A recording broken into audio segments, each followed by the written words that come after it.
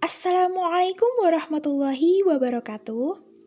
Alhamdulillah, pada kesempatan kali ini, kami kelompok 2 dari kelas Akuntansi Syariah 4A akan menyampaikan materi tentang proyeksi penjualan dalam mata kuliah budgeting dengan dosen pengampu Ibu Citra Mulyasari, SE, SY, ME.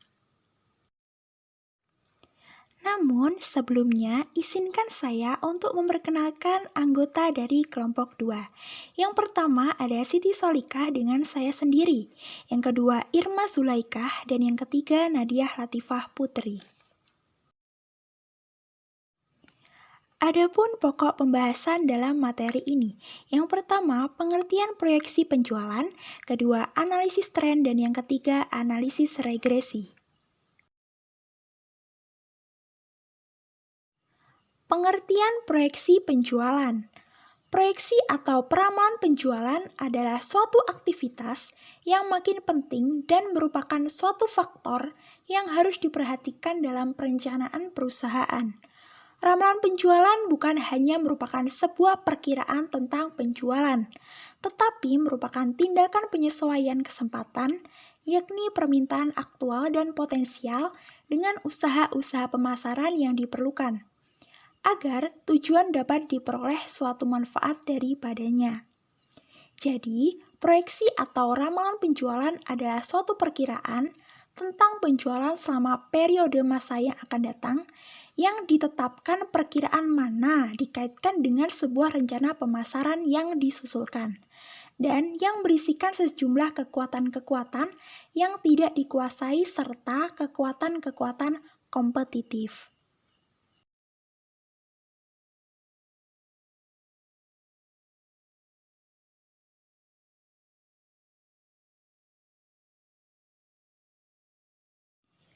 Yang pertama adalah analisis tren. Analisis tren atau tendensi untuk menganalisis posisi dan kemajuan keuangan perusahaan yang dinyatakan dalam presentase, yang merupakan suatu teknik analisis untuk mengetahui tendensi suatu keadaan laporan keuangan perusahaan yang menunjukkan tendensi tetap, naik, atau menurun. Selanjutnya yaitu manfaat menggunakan analisis tren. Yang pertama bagi investor. Para investor yang memerlukan informasi yang kuat mengenai aktivitas laporan keuangan perusahaan, apakah pada periode mendatang menghasilkan laba atau rugi. Yang kedua bagi kreditur. Kreditur memerlukan informasi keuangan perusahaan untuk memutuskan pemberi pinjaman mengenai dana yang tertanam pada perusahaan. Apakah akan kembali sesuai dengan waktu yang telah ditentukan oleh perusahaan. Dan yang ketiga, bagi manajemen. Manajemen dapat terbantu mengenai perencanaan, pengendalian, tanggung jawab, serta pengambilan keputusan berdasarkan hasil analisis. Adapun metode perhitungan dalam analisis tren. Yang pertama, metode garis tren bebas. Metode garis tren bebas ini memberikan kebebasan penuh untuk menggambarkan garis tren berupa garis lurus yang terletak di antara titik-titik data asli. Terhadap data penjualan yang ada di tabel bawah, pertama buatlah grafik terlebih dahulu sesuai data tersebut. Setelah itu, tarik garis lurus yang keberadaannya tidak jauh dari titik-titik grafik data yang telah ada, seperti yang terlihat pada grafik gambar di bawah ini. Berdasarkan garis tersebut, maka kita akan menentukan perkiraan proyeksi penjualan tahun 2019 adalah sebesar 1.600. Metode yang kedua adalah metode tren matematik. Yang pertama yaitu ada metode time series moment. Pada metode time series moment ini dengan menggunakan rumus Y sama dengan A plus BX. Untuk persamaan pertama yaitu rumusnya sigma Y sama dengan A kali N ditambah B sigma X. Dan untuk persamaan keduanya rumusnya sigma X Y sama dengan A sigma X ditambah B sigma X kuadrat. Untuk mendapatkan nilai skor X pada rumus persamaan tersebut adalah dengan menentukan tahun pada awal data atau skor X dengan skor 0 pada data pertama, tahun berikut dengan angka 1, 2, 3, dan seterusnya. Untuk lebih memahaminya, maka penyelesaian peramalan simulasi tersebut dengan menggunakan metode time series moment ini yaitu yang pertama, membuat tabel dan melengkapinya. Setelah lengkap penjumlahan seluruhnya, maka masukkan hasil penjumlahan tersebut dengan persamaan 1 dan persamaan 2, lalu mensubstitusikan sebagaimana penjelasan berikut. Untuk persamaan yang pertama, yaitu rumusnya sigma Y sama dengan A kali N ditambah B sigma X sama dengan 5610 sama dengan 5A ditambah 10B. Untuk persamaan yang kedua, rumusnya sigma XY sama dengan A sigma X ditambah B sigma X kuadrat sama dengan 13.120 sama dengan 10A ditambah 30B. Untuk mengeliminasi salah satu variabel, yaitu variabel A, maka kita samakan dahulu. Untuk persamaan yang pertama, kita kalikan 2, yaitu hasilnya 11.220 sama dengan 10A ditambah 20B. Untuk yang persamaan yang kedua, yaitu tetap kita kalikan 1, jadi hasilnya 13.120 sama dengan 10A ditambah 30B. Lalu kita kurangkan, yaitu 11.220 dikurangi 13.120 hasilnya min 1.900. 10A dikurangi 10A hasilnya 0, kemudian 20B dikurangi 30B hasilnya min 10B. Jadi didapat B-nya yaitu 190. Untuk menentukan A, masukkan salah satu persamaan, yaitu 5610 sama dengan 5A ditambah 10 dikalikan 190. 5610 sama dengan 5A ditambah 1900. 5A sama dengan 5610 dikurangi 1900, yaitu pindah ruas, jadi 5A sama dengan 3710, didapat hasilnya A sama dengan 742. Maka anggaran tahun 2019, X-nya adalah tahun kelima dari persamaan Y sama dengan A ditambah BX, sama dengan 742 ditambah 190 dikali 5, sama dengan 742 ditambah 950, didapat hasilnya 1692. Jadi besar peramalan anggaran penjualan untuk tahun 2019 dengan menggunakan metode time series moment adalah sebanyak 1692 unit. Yang kedua adalah metode time least square atau kuadrat terkecil. Pada metode ini, penentuan tahun dasar berada pada tengah data dengan sigma X sama dengan 0. Yang pertama, bila data genap, N-nya genap, maka skor X-nya adalah min 5, min 3, min 1, 1, 3, 5. Yang kedua, bila data ganjil, N-nya ganjil, maka skor X-nya adalah min 3, min 2, min 1, 0, 1, 2, 3. Menggunakan rumus Y sama dengan A plus BX, di mana A sama dengan sigma Y per N untuk persamaan 1, untuk persamaan 2-nya yaitu B sama dengan sigma XY per sigma X kuadrat. Maka yang dilakukan dalam penyelesaian dengan metode time least square ini yang pertama adalah membuat tabel dan melengkapinya.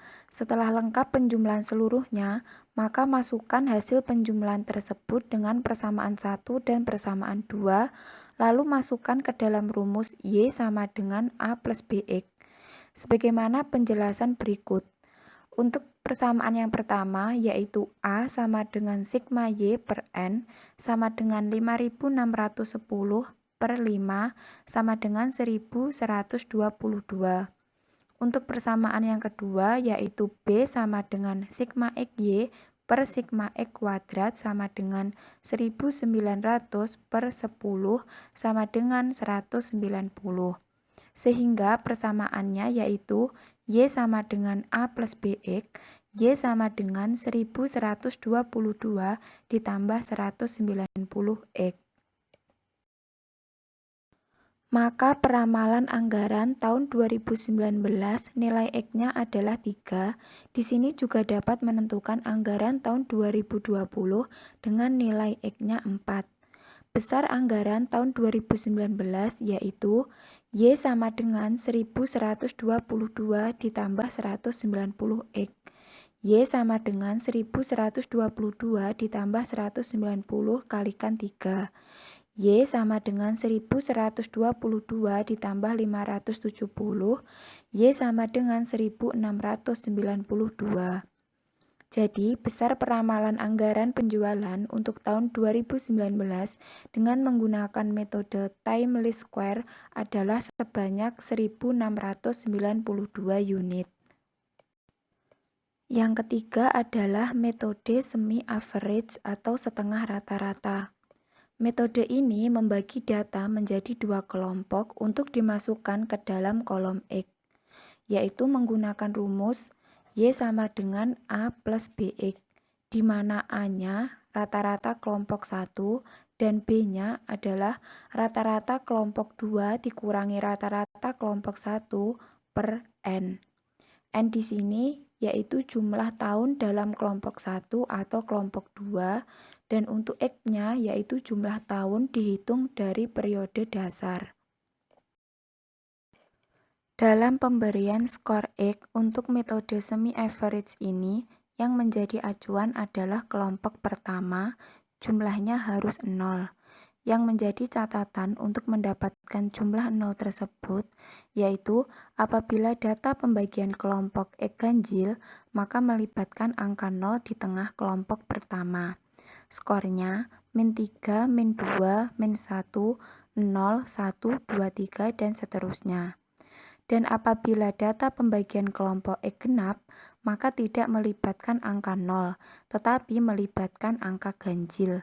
Jadi skornya min 7, min 5, min 3, min 1, 1, 3, 5, 7, dan seterusnya. Maka yang dilakukan dalam penyelesaian metode semi average ini adalah yang pertama membuat tabel data yang kita miliki, kemudian membagikan menjadi dua kelompok. Lalu karena data yang dimiliki hanya 5 tahun, artinya 5 data, untuk dimasukkan kelompok X dibagi 2, mendapatkan kelompok 1 3 data dan kelompok 2 2 data. Pembagian kelompok X tersebut belum sama, maka agar pembagian kelompok tersebut bisa sama, perlu menggunakan tambahan data tahun akhir dari kelompok 1 dimasukkan ke dalam kelompok 2, sehingga pembagian kelompok benar-benar sama, yaitu masing-masing 3 data. Pembagian kelompok X adalah ganjil.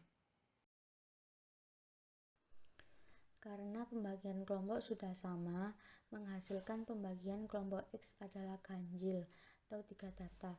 Maka skor X yang digunakan untuk kelompok 1 adalah min 1, 0, plus 1. Dan dilanjutkan skor X untuk kelompok 2, yakni plus 2, plus 3, plus 4, plus 5, dan selanjutnya. Sebagaimana terlihat pada tabel 2.7 kolom X berikut. Dari tabel 2.7, maka nilai A diambil dari rata-rata kelompok pertama, yaitu A sama dengan 911,67,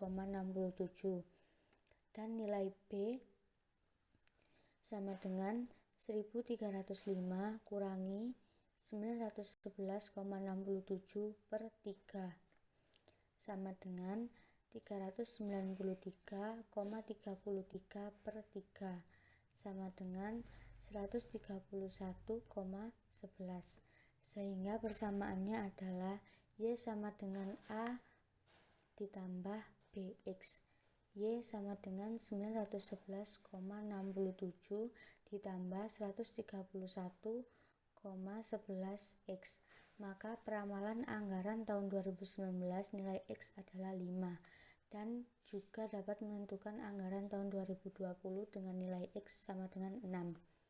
Besaran anggaran tahun 2019 yaitu Y sama dengan 911,67 ditambah dengan 131,11X, yang dimana X-nya adalah 5, Jadi Y sama dengan 911,67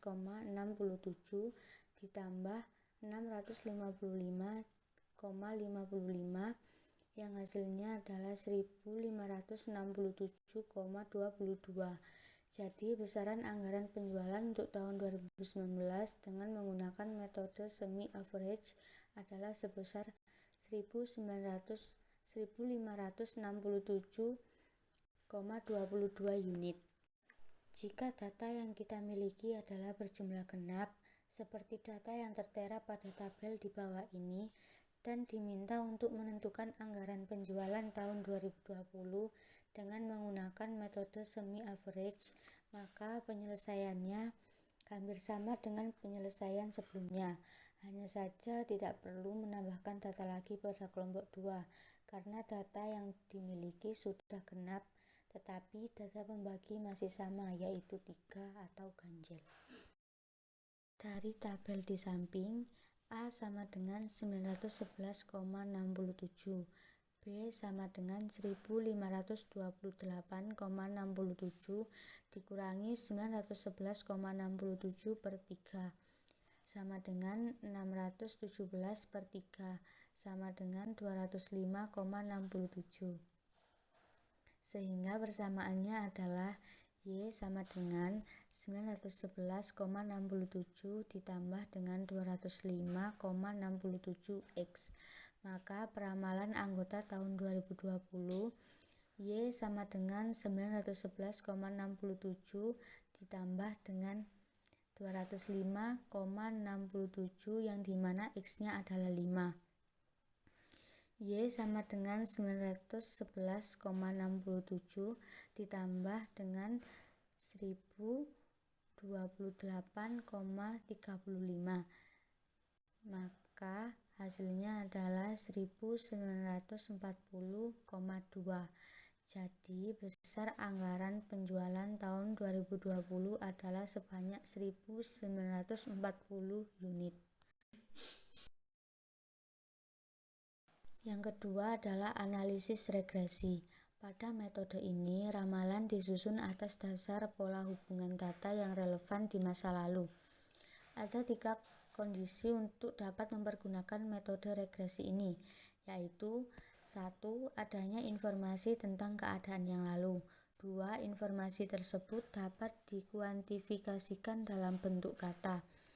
3. Dapat dianggap atau diasumsikan bahwa pola hubungan yang ada dan data yang telah lalu akan berkelanjutan di masa yang akan datang.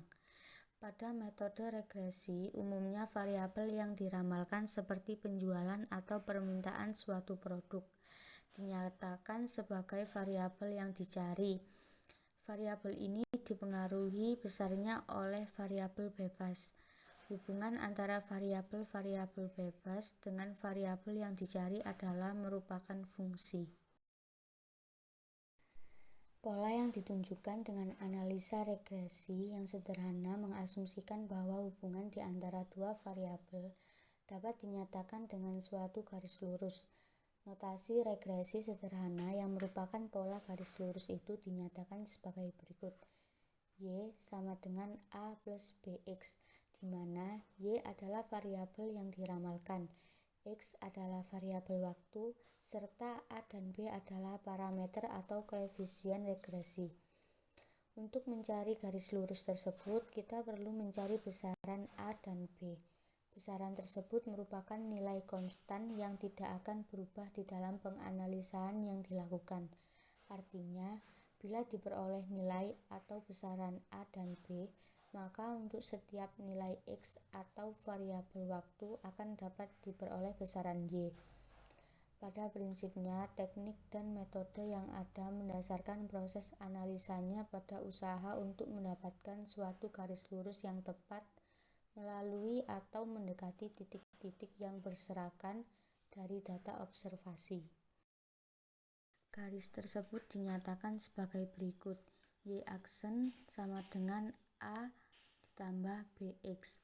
Untuk mendapatkan nilai A dan B, maka bisa didapatkan dari rumus berikut. Untuk nilai A sama dengan sigma Y dikurangi B sigma X per N. Untuk nilai B, N sigma XY dikurangi dalam kurung sigma X dalam kurung sigma Y per N sigma X kuadrat dikurangi sigma X kuadrat, di mana Y nilai yang diramalkan, A konstanta, B koefisien regresi, X variabel yang mempengaruhi, dan N adalah jumlah data. Syarat-syarat regresi linier yaitu datanya interval atau rasio. Yang kedua, data berdistribusi normal. Untuk memprediksi diperlukan persamaan regresi linier, yang berarti bahwa terdapat korelasi atau hubungan garis lurus antara variabel X dan Y. Selain itu, ada regresi berganda, yaitu variabelnya tidak lagi satu variabel, melainkan lebih dari satu variabel, misalnya penjualan atau Y sebagaimana dicontohkan pada regresi sederhana sebelumnya. Tidak saja dipengaruhi oleh tenaga pemasar saja atau X1, melainkan dapat juga disebabkan oleh faktor lain, seperti promosi atau X2, harga atau X3, kualitas produk atau X4, dan seterusnya.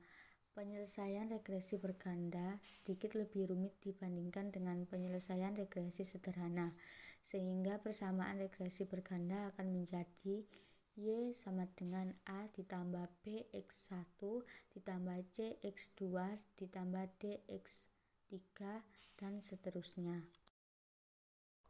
Contoh penggunaan analisa regresi yaitu regresi sederhana. Berdasarkan tabel berikut dengan rumus yang sudah saya jelaskan pada slide sebelumnya, untuk mencari nilai B sama dengan N yang dimana N-nya adalah 6.